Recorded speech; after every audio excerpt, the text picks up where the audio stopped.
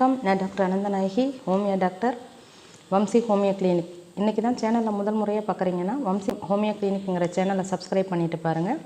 நான் போடுற மருத்துவ சம்மந்தமான வீடியோக்கள்லாம் உங்களுக்கு பிடிச்சிருந்துச்சுன்னா லைக் பண்ணி, ஷேர் பண்ணி, கமெண்ட் பண்ணுங்கள். இன்றைக்கி நம்ம எதை பற்றி பார்க்க போகிறோம் அப்படின்னா, சிரிக்கும் மனமே அழகான மனசு, சிரிக்கும் மனமே சிறந்த மனம். அது என்ன சிரிக்கும் மனமே சிறந்த மனம்? ஆமாம், நம்ம உடற்பயிற்சி எந்த அளவுக்கு முக்கியத்துவம் கொடுத்து இந்த காலத்தில் பார்த்திங்கன்னா heart attack, pressure, kidney failure, stroke அந்த மாதிரி நிறைய வியாதிகள் வருது. அதுக்காக நம்ம என்னென்னா உடற்பயிற்சி கூடங்களுக்கு போகிறது வந்து ரொம்ப அதிகரிச்சிச்சு. இப்போ எல்லோரும் பார்த்திங்கன்னா வாக்கிங் போகிறது, ஃபிசிக்கல் ஃபிட்னஸ்ஸு, ஜிம் போகிறது, அந்த மாதிரி நிறைய வந்து முக்கியத்துவம் கொடுக்குறோம். அது மாதிரி நம்ம மைண்டுக்கு முக்கியத்துவம் கொடுக்குறதே கிடையாது. உடற்பயிற்சி எவ்வளோ அவசியமோ அதே மாதிரி நமக்கு வந்து மனப்பயிற்சி அப்படிங்கிறதும் ரொம்ப அவசியமான ஒன்று. மென்டல் ஃபிட்னஸ் அப்படிங்கிறது ரொம்ப ரொம்ப முக்கியமானது. அது என்ன மென்டல் ஃபிட்னஸ் அப்படிங்கிறது வந்து நம்ம மனசை வந்து ரொம்ப ரிலாக்ஸ்டாக வச்சுக்கிட்டு, இப்போ எந்த ஒரு பிரச்சனையை சந்திக்கிறப்பையும், இது துக்கமாக இருக்கட்டும், சோகமாக இருக்கட்டும், கோபமாக இருக்கட்டும், எரிச்சலாக இருக்கட்டும், இல்லை எந்த ஒரு எமோஷனாக இருக்கட்டும், நம்ம அதை சிரித்த முகத்தோடு ஃபேஸ் பண்ணுறோம் அப்படிங்கிறப்ப தான் அந்த மைண்ட்ஃபுல்னஸ் அப்படிங்கிறது நமக்கு கிடைக்கிது. எந்த ஒரு மனுஷனால் எல்லா விதமான உணர்ச்சிகளையும் ஒரே விதமான பார்வையோடு சிரிச்சுக்கிட்டே பார்க்க முடியுதோ அவங்களோட மனசு வந்து ரொம்ப சரியான ஒரு கண்டிஷனில் இருக்குது அப்படின்னு தான் அர்த்தம். எத்தனை பேர் வந்து நமக்கு துக்கம் வர்றப்போ, சோகம் வர்றப்போ சிரித்த முகத்தோடு நம்ம அந்த பிரச்சனையை நோக்குறோம் அப்படிங்கிறத பார்த்தோம்னா ரொம்ப ரொம்ப ரொம்ப ரொம்ப கம்மி. நம்ம எப்போ வந்து நம்ம சுற்றி நடக்கிற பிரச்சனைகளை வந்து சிரித்த முகத்தோடு ஃபேஸ் கொள்கிறோமோ அப்போ நம்ம மனநிலை வந்து ரொம்ப ஆரோக்கியமாக இருக்குது அப்படின்னு அர்த்தம். நம்ம வந்து எல்லாருக்கிட்டையும் வந்து பழகிறப்போ ஒரு சிரித்த முகத்தோடு பழகணும். அதாவது சிரித்த முகம் அப்படின்னா போலியான சிரித்த முகம் கிடையாது, உண்மையான சிரித்த முகம். அந்த பக்குவம் நமக்கு எப்போ கிடைக்கும்னா, நம்மளை சுற்றி நடக்கும் விஷயங்கள் எது நல்லது, எது கெட்டது, எது வந்து கரெக்டான விஷயம், இது நன்மை பயக்கக்கூடியதா, தீமை பயக்கக்கூடியதா அப்படின்னு நம்ம கரெக்டாக நம்மளால் ஜட்ஜ் பண்ண நம்ம மனசால் முடியுது. அப்படிங்கிறப்போ நம்ம மனசு வந்து ஒரு கரெக்டான கண்டிஷனில் இருக்குது அப்படின்னு அர்த்தம். எல்லாத்துக்கும் உடனே சோர்ந்து போயிடாமல், இப்போ நமக்கு ஒரு துக்கம் வருதுன்னா நம்ம டக்குன்னு வந்து லோவாயிடுவோம். அது மாதிரி நம்மளுக்கு வந்து ஒரு கோபம் வருது, ஒரு எரிச்சல் வருது அப்படின்னா டக்குன்னு வார்த்தைகளை விட்டுருவோம். இப்போ வந்து நம்ம சொல்லுவாங்க இல்லையா, வார்த்தைகளை விட்டுட்டா வந்து அது அள்ளவே முடியாதுன்னு. அப்போ வந்து நமக்கு பேசுகிறப்ப ரொம்ப கவனத்தோடு பேசணும். ஒருத்தவங்கள்ட்ட நம்ம பேசுகிறப்பையும் ஒருத்தவங்கள்ட்ட பழகிறப்பையும் நின்று நிதானித்து கவனமாக நம்ம என்ன சொல்கிறோம், நம்ம சொல்கிறது கரெக்டாக தப்பாக, நம்ம சரியாக தான் முடிவெடுக்கிறோமா அப்படின்னு நம்ம வந்து யோசித்து பண்ணாலே நமக்கு எல்லாமே கரெக்டாக அமையும். நம்ம வந்து சமுதாயத்தில் மற்றவங்களோட ரிலேஷன்ஷிப்பை வந்து லாங் லைஃப் வந்து நம்ம வந்து மெயின்டைன் பண்ணலாம்.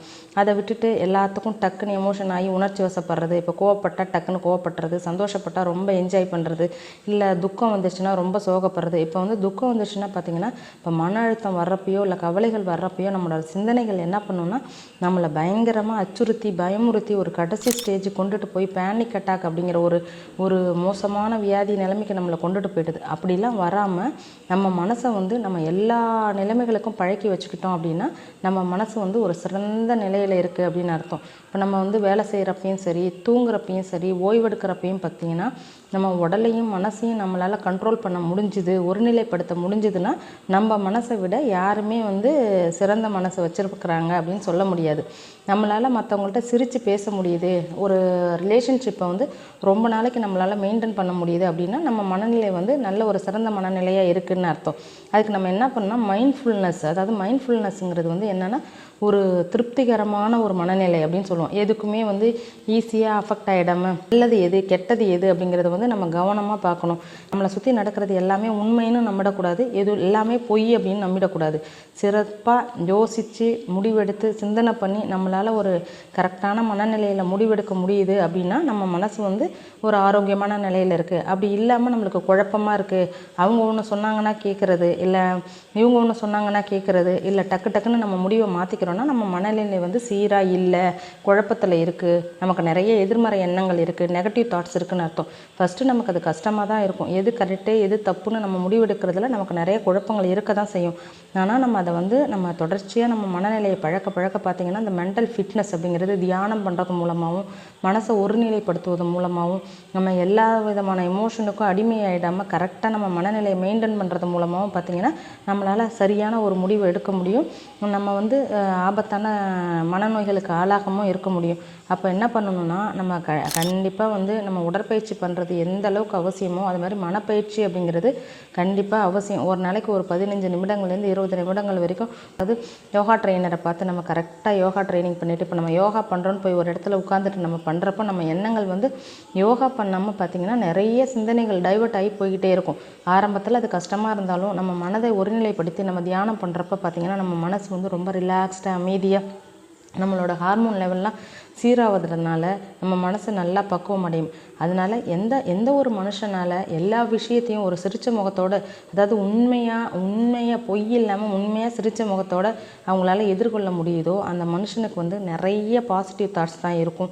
அவங்களுக்கு சமுதாயத்தில் வந்து ஒரு நல்ல இடம் கிடைக்கும், நிறைய ஃப்ரெண்ட்ஸ் கிடைப்பாங்க. அவங்களுக்கு வந்து மனவியாதிகள்ங்கிறது ரொம்ப கம்மியாகவே இருக்கும். இப்போ பார்த்திங்கன்னா ஹைப்பர் டென்ஷன், டயபெட்டிக் அந்த மாதிரி நிறைய விதமான நோய்கள் நம்ம வராமல் தடுத்துக்கலாம். அப்போ வந்து சிரிக்கும் மனமே சிறந்த மனம் அப்படிங்கிறத வந்து எல்லாரும் மனசில் வச்சுக்கிட்டு நம்ம வந்து மற்றவங்கள்ட்ட வந்து சிரித்த முகத்தோடு பழகி மற்றவங்கள அரவணைச்சு நம்ம எடுக்கிற முடிவுகள் சரியானதா தவறானதா, நம்ம எந்த விதமான மனநிலையில் இருக்கோம், இப்போ இந்த டிசிஷனை எடுக்கலாமா இல்லை கொஞ்சம் நேரம் கழிச்சு எடுக்கலாமா, எல்லாத்தையும் டிசைட் பண்ணி நம்ம மைண்டை வந்து ஒரு ரிலாக்ஸ் பொசிஷன் வச்சுருக்கிறப்போ நம்மளாலேயும் நம்ம மனசை வந்து மைண்ட் ஃபிட்னஸாக வச்சுக்கலாம், மென்டல் ஃபிட்னஸ் வச்சுக்கலாம், மைண்ட்ஃபுல்னஸாக நம்ம இருக்கலாம், நம்மளும் ஹாப்பியாக இருக்கலாம், நம்மளை சுற்றி இருக்கிறவங்களையும் ஹாப்பியாக வச்சுக்கலாம். நிறைய நெகட்டிவ் தாட்ஸ் போயிடும், நிறைய பாசிட்டிவ் தாட்ஸ் வரும். நம்மளும் வந்து மற்றவங்களுக்கு நிறைய ஹெல்ப் பண்ணலாம், நமக்கு நிறைய சந்தோஷம் இருக்கும், ஹாப்பி இருக்கும், நம்மளை சுற்றி இருக்கிறவங்களும் ஹாப்பியாக இருப்பாங்க. அதனால் சிரிக்கும் மனமே சிறந்த மனம், அதை எல்லாரும் மனசில் வச்சுக்கிட்டு நம்மளும் சிரித்து நம்ம மனசை வந்து சீராக வச்சுருந்து தியானம் பண்ணி நம்ம மென்டல் ஃபிட்னஸை வந்து மெயின்டைன் பண்ணணும். நன்றி. மீண்டும் அடுத்த ஒரு பதிவில் உங்களை சந்திக்கும் வரை உங்களிடமிருந்து நன்றி கூறி விடைபெறுவது உங்கள் டாக்டர் அனந்தநாயகி. நன்றி, வணக்கம்.